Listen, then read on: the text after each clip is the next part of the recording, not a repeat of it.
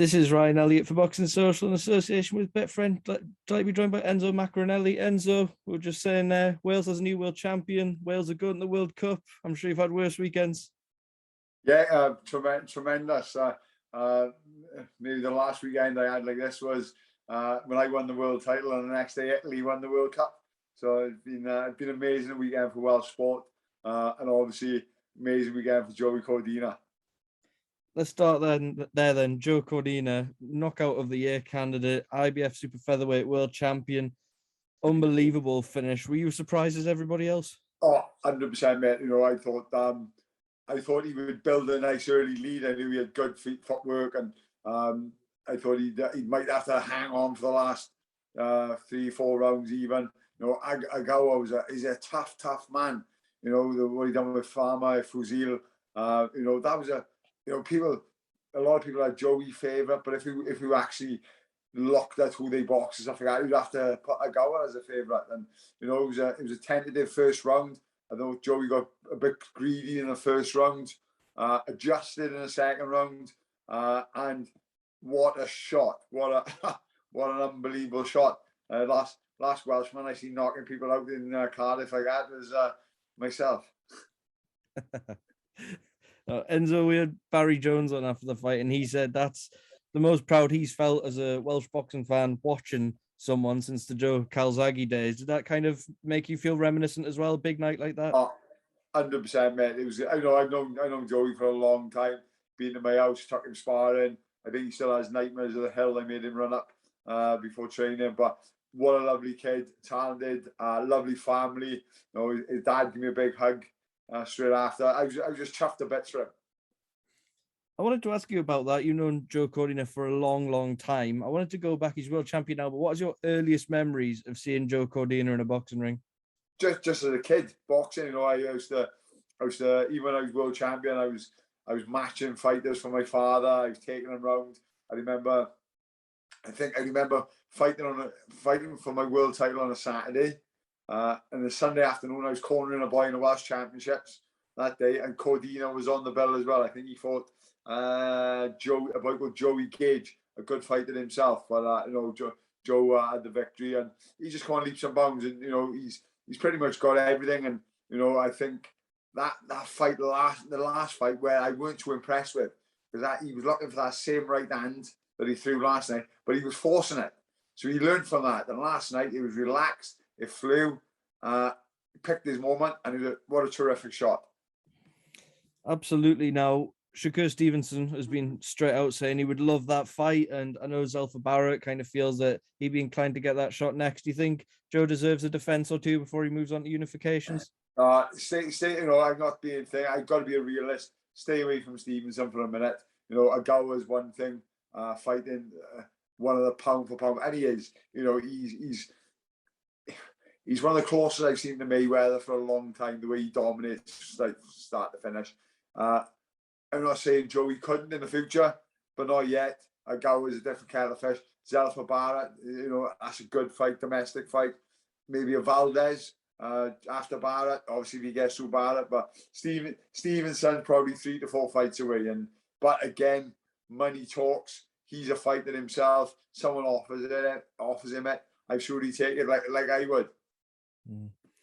Yeah, and I suppose the other thing with them having a defense or two before going into unification like that, the atmosphere looked red hot in Cardiff last night, but a chance to keep building something really special in Wales there. Yeah, of course, mate. And you know, a couple of 2 or 3 fights you talk of rather than the arena, Joey Cordina, Shakur Stevenson in the Principality Stadium, or I don't know what they call it now, Ninian Park, his home club stadium, and you know, and it'll take a lot for me to actually venture in the Ninian Park and supporting a Cardiff fight. But no, he thoroughly deserves everything he got. He trains well. He's got a good team around him. Tony Sims, the fighters in the gym, Conor Benn, Felix Cash, Craig Richards. You know, he feeding off each other, and he just deserves everything he gets.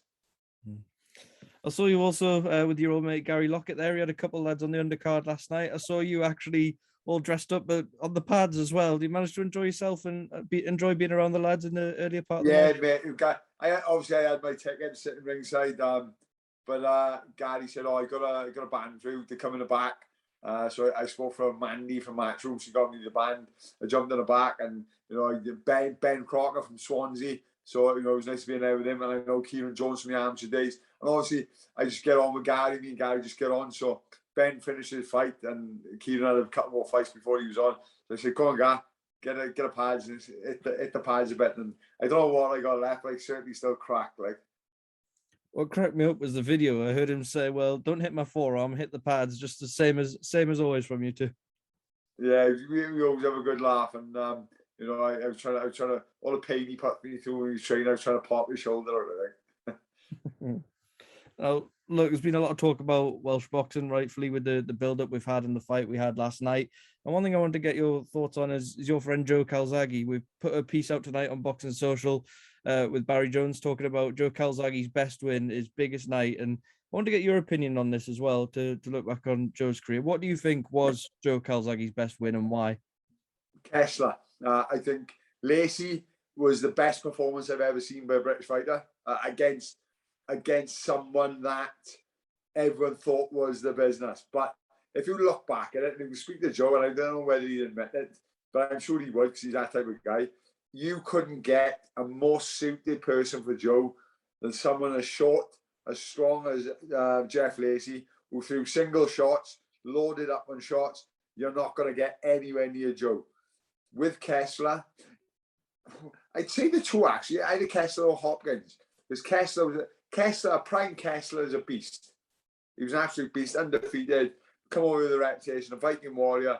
Obviously, I was on the card. I don't enjoy it because I was that close to Joe, and that was a terrific performance.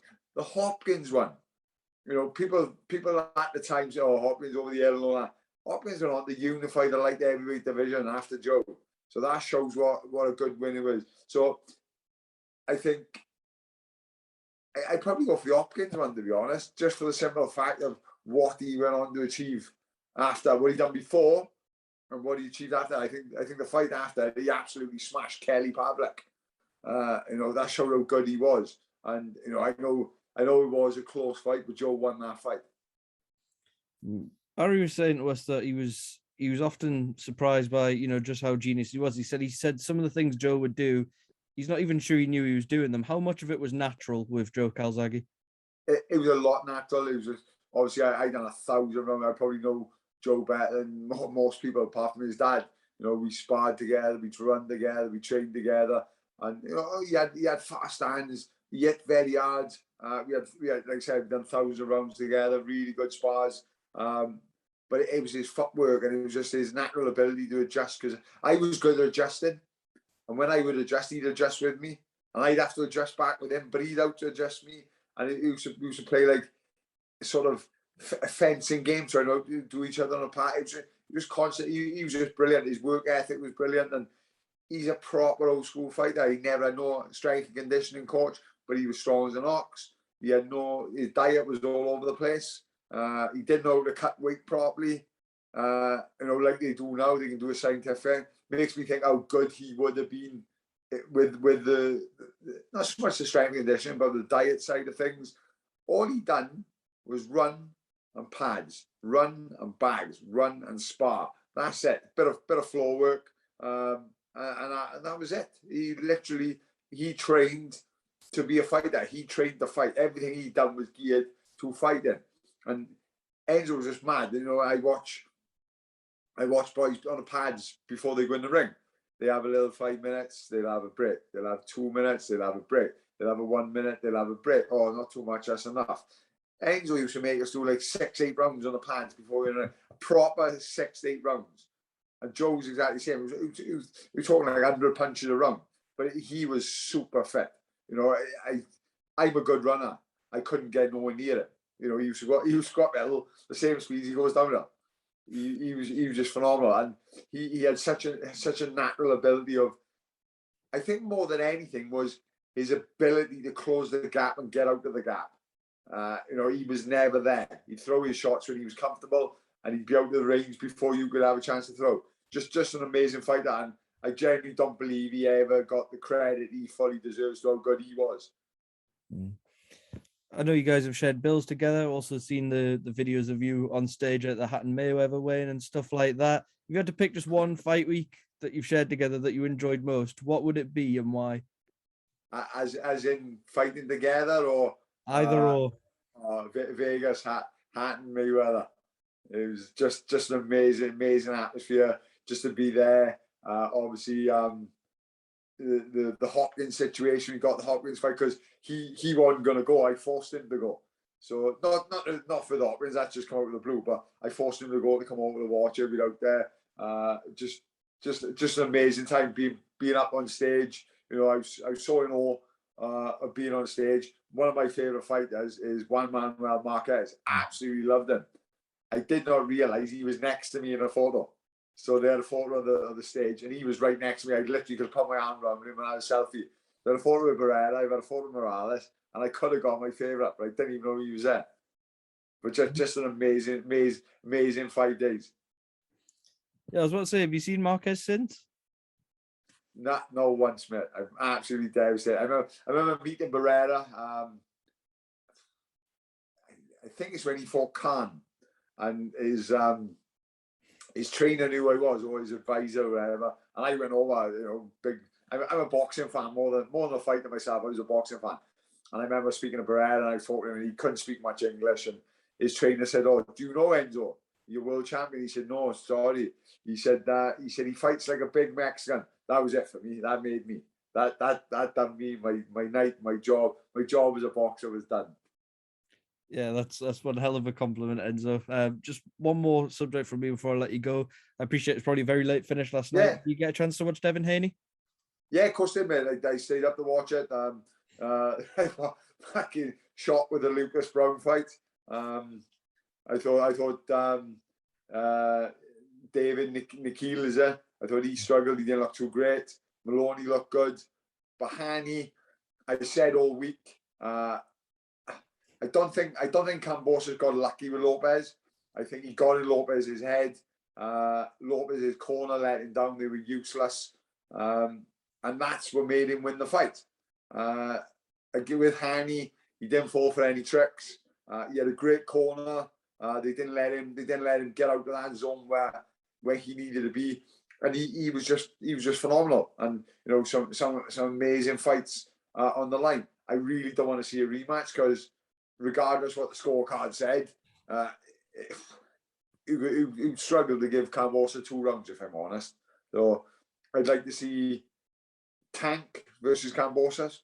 I think if Tank can go blow Kambosos away, which I think he will, I think that sets up him and Haney. You know, this is all a pipe dream now, but what a good technical fight that would be. Haney against Javonte. I was going to ask you that. I was going to go next question. If there's one fight to make, obviously Lomachenko will be back at some point as well. What is the fight to make in the lightweight division, though, if you had to pick one? It's probably Haney Tank for me, because they both on aggressive with. I'm not writing Lomachenko out at all. I think he could beat the both of them. I think they could both beat him as well, but I think he could beat the both of them. But I just think for the fight would be. Okay, we'll do it this way. We'll have Devin Haney versus Lomachenko. We'll have Tank Davis smashing Ryan Garcia, and the winners fight each other. Lovely. And just the final one, you mentioned there doesn't seem to be much interest in the rematch given what we saw last night. Kambosos does have that contractual right.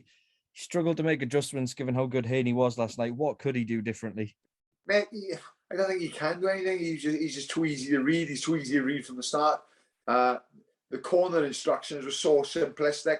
I think it was something about let him counterpunch and counterpunch him. It's simple. All he done was kept popping that jab out, quick, kept twitching, kept feinting. Kambosos is like a coiled spring.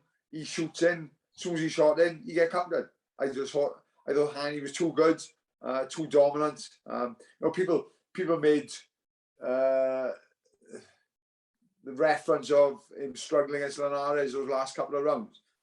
Linares hits a lot harder than Kambosos. Linares is not a pressure fighter. Linares is a high caliber counter puncher with precision. Kambosos is not. Kambosos is a flurry puncher. He fights on aggression.